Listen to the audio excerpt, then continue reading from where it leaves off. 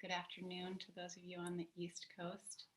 It's so nice to be back with you, and especially for this particular moment in time, recognizing the place where we are in the Jewish calendar. Josh, I giggled when you said a short teacher. We've never met in person, but I'm very tall, so but you wouldn't know from Zoom. Um, it's really nice to be with all of you. When Josh was, as people were coming on, Josh, you said something actually so perfect, to close our windows, close anything that we need to close, and to open anything that you need to open. So I thought that was just such a great phrase, open anything that you need to open, especially with what I'm going to talk about today. So one of the intentions we can bring to today's practice and learning is just opening.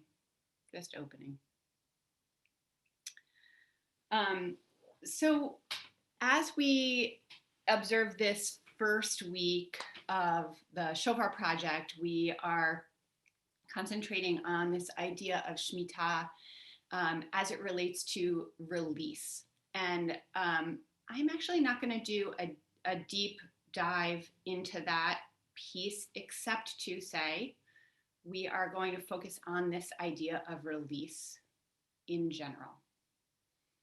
And particularly release in the body, release in the mind, and release in the spirit.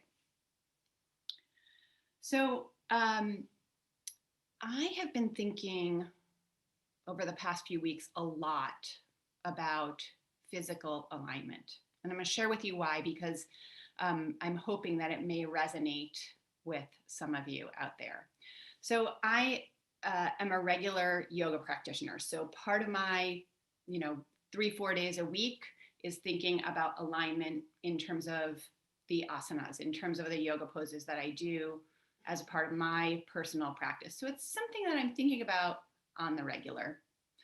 And then in the past few weeks, my back has been bothering me a lot. So I've been going to the chiropractor and then getting aligned in that space. And then, in addition to that, I just had Invisalign put onto my teeth. So my teeth are getting aligned too. So I feel like the universe is sending me this huge message about physical alignment. Why am I sharing all this personal stuff with you? Because I think they're really clear examples that we can bring to mind about what alignment means in a physical space. And sometimes I think when we think about alignment, we think about laying things right on top of each other, really close in our schedules, like not making space for anything else, just like they're just flush with each other, right?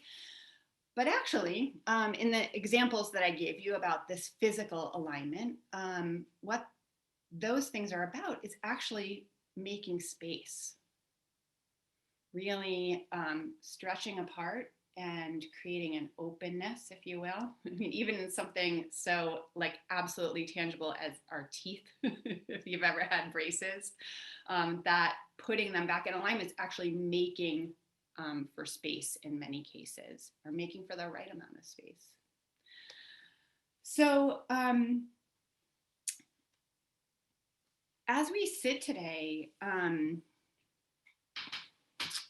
want us to think about what that example can do for us as we move from the physical to the spiritual. And how do we make for spiritual space in our lives? And what does that mean for each one of us as individuals? And I'm not going to tell you what that spiritual space means for you, because I think for each of us, those answers are very, very different. But to allow yourself some time during this, during particularly this week of this practice, to consider what is that spiritual alignment that you want to create for yourself. And to maybe even ask yourself in this moment, are you in spiritual alignment in the way that you want to be? And if not, how can you create space in your life to allow things to gently move into the space that allows you to achieve that physical and spiritual alignment?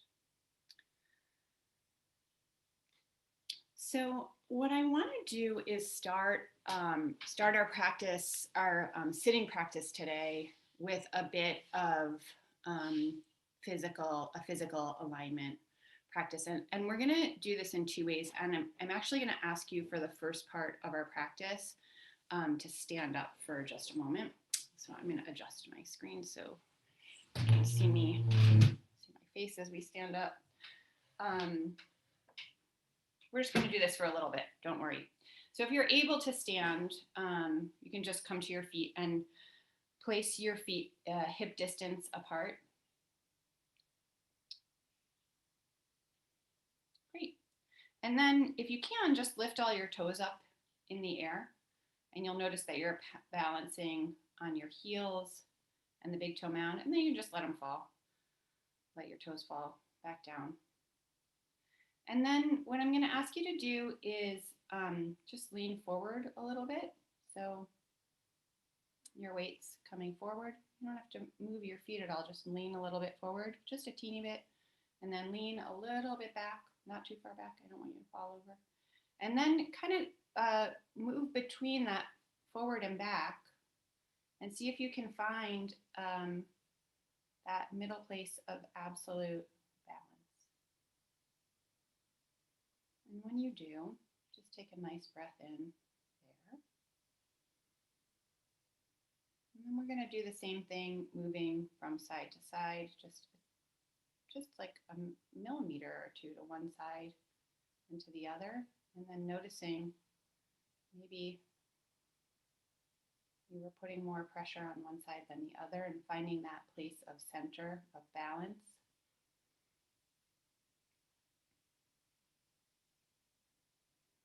And then once you find that place of balance, taking a nice breath in there. And then as we found that place of balance, just allowing for openness in the body. And taking one breath there. Great, and then we're going to come back to our seats, wherever that might be, on the pillow or on the chair. Yeah.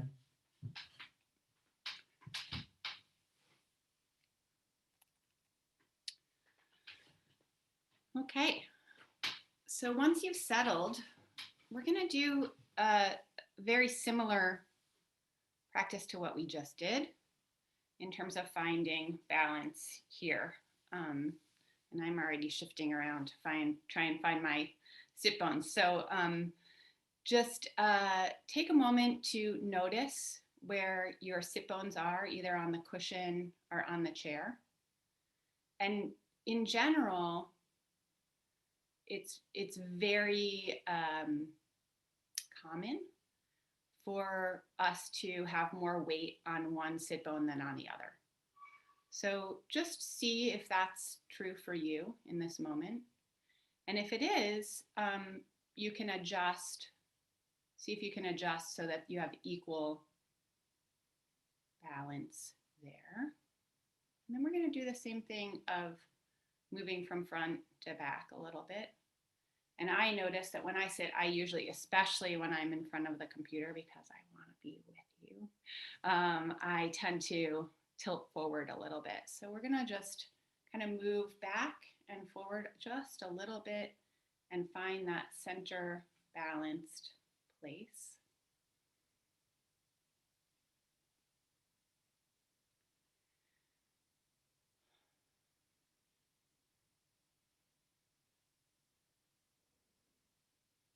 And we can take a nice deep breath in there.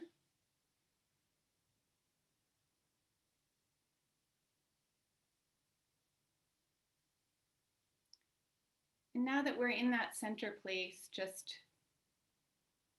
thinking about that opening. allowing for that opening to take place within the body.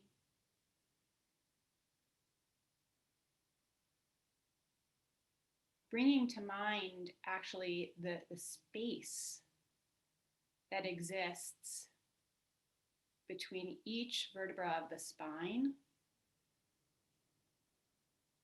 and perhaps finding a way even to emphasize that space physically in this moment.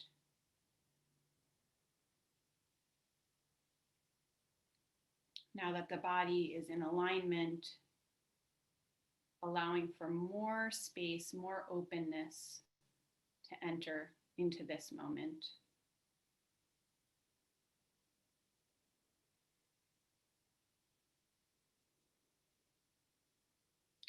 And as we invite that openness into our bodies, we also invite that openness into our spiritual lives.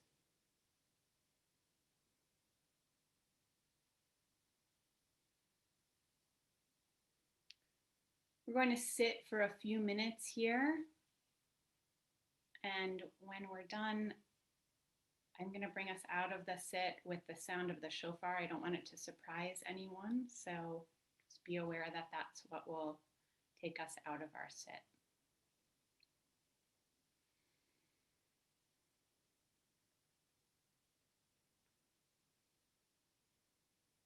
Allowing in this moment for alignment and openness and release.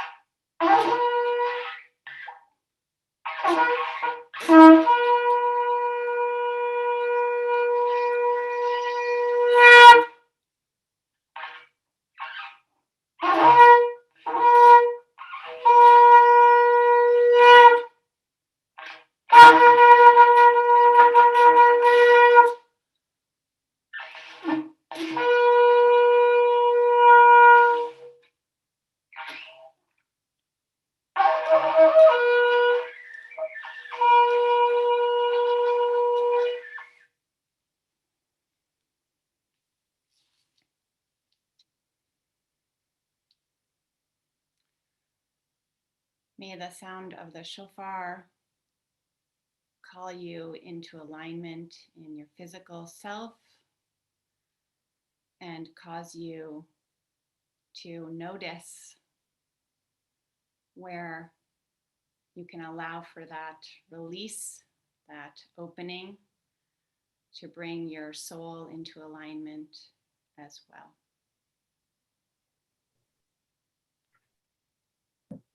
Thank you, Kerith. We're going to give those who are saying Kaddish a chance to do so in a moment, and then afterwards invite you to stay around for to reflect a little bit more on your experience during the practice just now and share any comments or questions that you have for Kerith. If you are saying Kaddish for someone and want to put their name, who you're remembering today, into the chat box, please feel welcome. And if you'd like to join us, please also feel welcome to unmute. We'll put the text up on the screen. And as soon as we do that, we will we'll begin. Okay.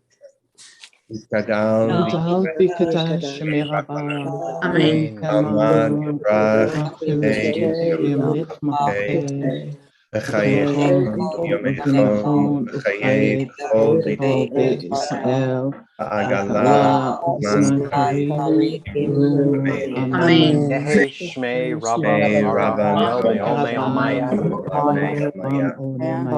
Yiparach, Yishabach, Yipahar, Yitraman, V'yitnaseh, Yithadar, V'yitaleh, V'yitlach, Mei, V'yudisha, Ve'ela, Mikol, Birchata, Tushbachata, V'nipan,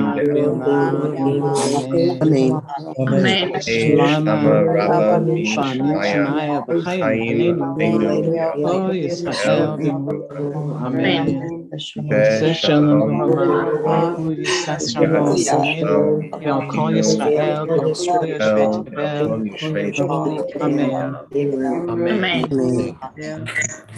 Amen. Amen.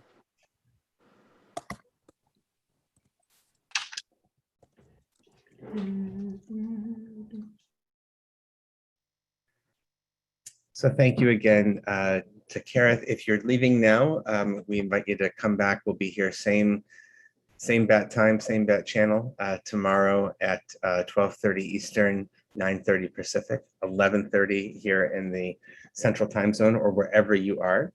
And we'll continue with our practice of this first week of the Shofar Project and engaging Shemitah. If you can't make it tomorrow, we'll be here Thursday, Friday, back here again next Monday. So thank you for joining us. And if you are able to stick around, please do. Kerith, thank you again. I was thinking about this. First of all, I experienced that the standing part was so helpful for me this morning. Just finding my center was just great. So thank you for that. I don't have more to say other than like it just made the rest of the practice like certainly like opened up something for me. You know what's cool about that, Josh, is that so I started doing that. As a regular thing, and the great thing is when you're standing around talking to somebody, you can also, it's such an easy reminder, physical reminder of finding center, and then that can spill over into so many other things. So yeah, I'm glad you found it useful. Yeah. Well, and then what I really, and then my mind went to when when you then shifted into talking about openness and opening up, and I thought of the pasuk of the question. And yes, if you have questions, just type them into the chat. We find that that's easier than unmuting. Is just if you can type them into the chat, and we will get to your question or your comment. Please feel welcome to do that. But I thought of the pasuk of the verse that talks about in Shemitah, as the Shemitah year approaches, right? When part of the practice is to release debts, right? And so then the economic effect of that is that, well, if it's in the 6th year of the cycle and you know that the Shemitah year is coming up, and then somebody's asking you to loan them money, you might not you might not give a poor person a loan, for instance, because you're going to have to release that debt. So, and yet the Torah actually comes and says, "Patoach tiftach et yadcha," right? You have to open your hand. So I found myself, that verse sort of coming up as you were talking about this opening, and we have this openness, the opening that's part of Shemitah, and I wonder if you might reflect on what is it in your experience that makes it hard to open, right? What are some of the obstacles to that, maybe, that make that opening up difficult? How much time do we have? Right. I think it is difficult. It is difficult. First of all, it's difficult in our bodies to open. It's really difficult. We hold tension in so many different places. I hold a lot of tension in my jaw, which is like terrible as a singer. So not to beat myself up, but it's life is what gets in the way of opening, and being human is what gets in the way of opening, and pain is what gets in the way of opening, and fear of vulnerability is what gets in the way of opening. So many things. It's hard to open, yet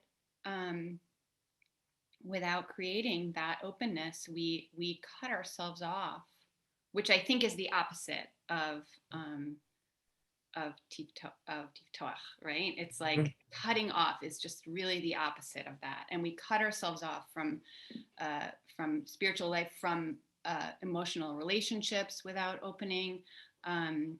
So it's hard to be a human being. Mm-hmm.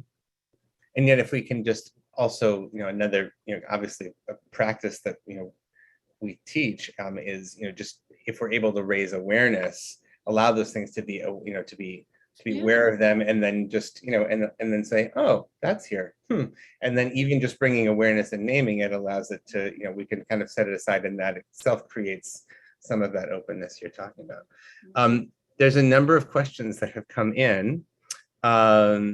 And I also want to say welcome to Toby, because my youngest son's name is Toby. So Tobys are always very welcome. Everyone, any name is welcome, but if you have the name of one of my children particularly. Bimia asked the question, all the physical things you mentioned in alignment are uncomfortable. I was talking about, but maybe in the physical realm also, what role does discomfort play? Can it play, and how do we manage that? Right. So I'm hoping that the things that they were talking about were like my back and the chiropractic and things like that. I'm hoping that as we were finding that balance and doing that in our physical practice here in this moment, that was not uncomfortable for you. So I first want to address that. And if it was, that was not the point. So that should not have been uncomfortable. So I think that there can be things that cause us discomfort. And I do think, Josh, that really goes back to what you were talking about before, that sometimes, and we have to be discerning about when the times are right. Sometimes sitting with the discomfort is very important, just to allow ourselves to do it, to notice it's there, not to dwell on it and turn it around, but just to say, pain, discomfort, I see you, I recognize you, and then to continue with our sit. Because again, as human beings, those things will exist for us. But the other piece of that I think we're getting at a little bit, and especially as we come to Elul, that any change causes discomfort. And so whether, and that can be in the emotional realm, et cetera. So change, whether physical, spiritual, or emotional, causes discomfort, and just recognizing that, knowing that that's part of the process. And if that we want to have a spiritual revolution within ourselves, that comes sometimes with some discomfort when we recognize. And I think related to that, there's a lovely, Laura offered this lovely thing that it took you a couple of attempts to get the chauffeur going, and that happens. And she said, I love that it took several attempts for each release of breath into the shofar to shift into alignment for the sound to be expressed. It's so beautiful. This is a wonderful mirror to the reality and need to continuously adjust and readjust our hearts, minds, bodies, spirits. Thank you for this beautiful teaching. So that's really a lovely there's a question here. Are there known yogic type practices that are part of traditional Judaism, such as centering, breath, posture, contemplation? I'm wondering, I have my own, I have my own partial answer to that, but I'm curious if you've got something that you want to reflect on. The question is, are there known yoga practices that are part of Judaism? Yogic type practices, right? Okay, such as centering, breath, posture, contemplation. Yeah. So, look, I think that that's what davening is about. I'm a chazan, so so that would be part of my answer for you. But I do think that one of the things that has really come to light for me, especially through my work with IJS, before I was a teacher for IJS and was a student of IJS, is that a lot of our embodied practices, we tend to, as Jews, think that everything's here. And IJS, among other groups, have really focused on that Judaism should not just live in our heads and hearts, but really is something that we need to practice with our entire beings. And I think that is reflected in Be'ahavta, which we say it all the time, but do we really think about what that means to really live Judaism with our full selves and our full bodies? So yes, I think those teachings are there. I think that that there was a movement away from it due to reasons that have to do with a sense of modesty. But I think we can still live modestly and also recognize that we are creatures who have bodies, and that our physical selves can be a ladder toward spiritual life, and not necessarily a hindrance, which I think there are certainly some rabbinic teachings that point toward the physical self as being a hindrance toward spiritual life. But I think we can find all of that within our teachings. Yeah, and I would just also add to that, Sabrina, that I think we, first of all, even if you just go read like the Shulchan Aruch, like the traditional code of Jewish law, there's about 30 chapters there that deal with like how to pray, right? And sometimes that's read as like this checklist of like, these are the basic rules. But actually, if you read it closely, I think what you see, what's happening there is it's actually describing a spiritual practice and a way that one holds one's body, and a way that one bows, and a way that one prepares, right? And certainly in Hasidic writings and in the neo-Hasidic tradition that IGS is very much a part of, there are sort of outlined practices that have to do with how you prepare your body and engage your body, your full body and your full self as part of the devotional experience. So I think to echo what Kerith's saying, just putting on my historian hat for a second, like, yes, a lot of that got marginalized with the Enlightenment and modernity and an emphasis on the intellectual, and we've inherited a lot of that. And yet, the beauty of being a 3,000-year-old tradition is that you kind of got everything, right? And so there are these jewels and parts of our other parts of our tradition that we here at IJS and others are trying to, have been trying for now many years to and reanimate and bring to light. Okay, there are a number of other questions here, and we will take just a couple of, here, and actually just a couple of other pieces. Right, IJS has Jewish yoga on Mondays, yes, with Cantor Lizzie Shamash, who's an amazing yoga teacher. Right, and Diane Bloomfield also wrote a book that teaches Torah yoga. Rabbi Miriam Klotz, who's on our faculty, is one of the founding teachers in that world as well. Julie Emden, yeah, there's a whole number of people, and so absolutely.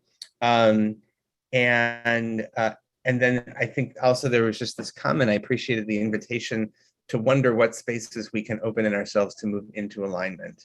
Right, it made me think of my son's transformers spreading out and then finding their new shape. This can happen in infinite micro and macro ways on infinite planes, and I find that helpful. So that's wonderful. One of the things that occurred to me as I was sitting with this idea of release, right, was and then I'm glad I noticed that I was thinking this and I did let it go. I didn't start to enumerate a list, but I had a question for myself that I may address later, which was what can I release? What can I let go of to make space to allow myself to come into alignment? Which is really, the kind of the big question of this week, right? For us, this first week of Elul and the first week of the Shofar Project leading into this coming year of Shemitah, and one of the things of which is certainly release. So, Kerith, thank you so much. This has been really wonderful. Thanks everybody for being here. We will be here again tomorrow, and look forward to you joining us then. Thanks.